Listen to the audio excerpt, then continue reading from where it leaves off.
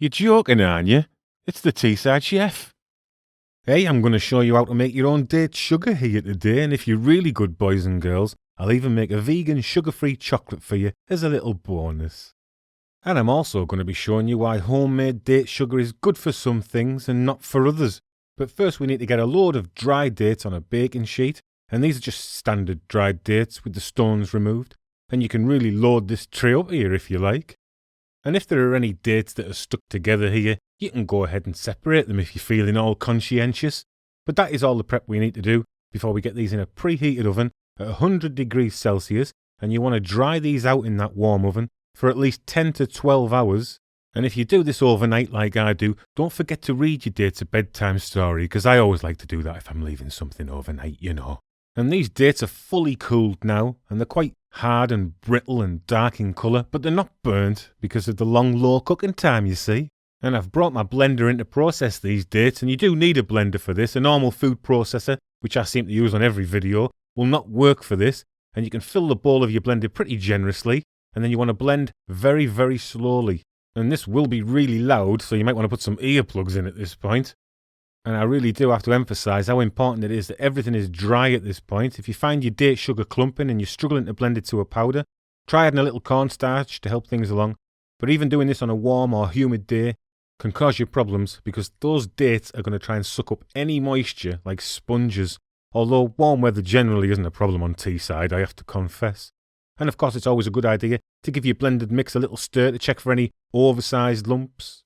But to be honest, our siev's going to do that for us anyway, and I'm sieving this straight into a container.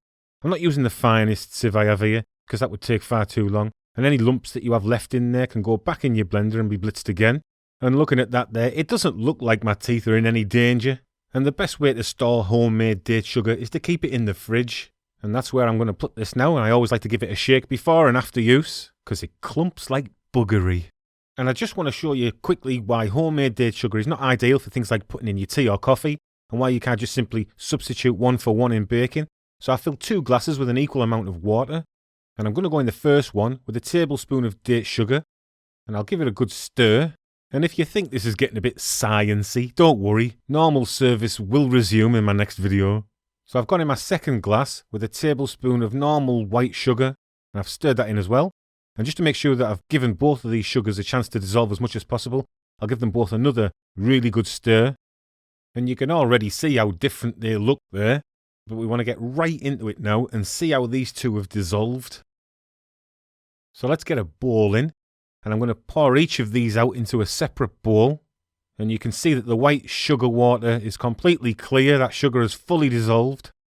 And now if I pour this date sugar water into another bowl, straight away you can see how the date sugar hasn't fully dissolved. And if I show you the bottom of the glass, you'll see a kind of date sugar sludge that's left.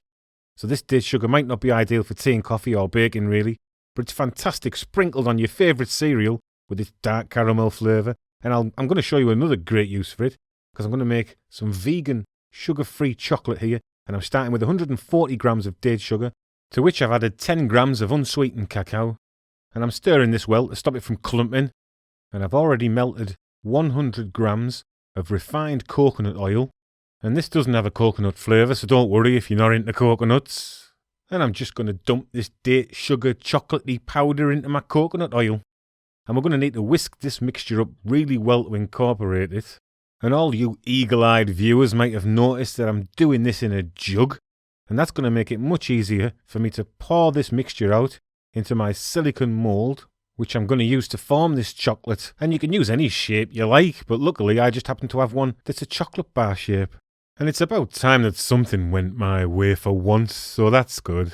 So I'm pouring this into my mould now, and once it's in there, you can agitate it a little bit with a spoon if you like, to make sure that that date sugar is evenly distributed. And I'm going to put some nuts in half of these, because I'm a bit of a nutter. And once we've boxed all that off, we need to set these in the fridge.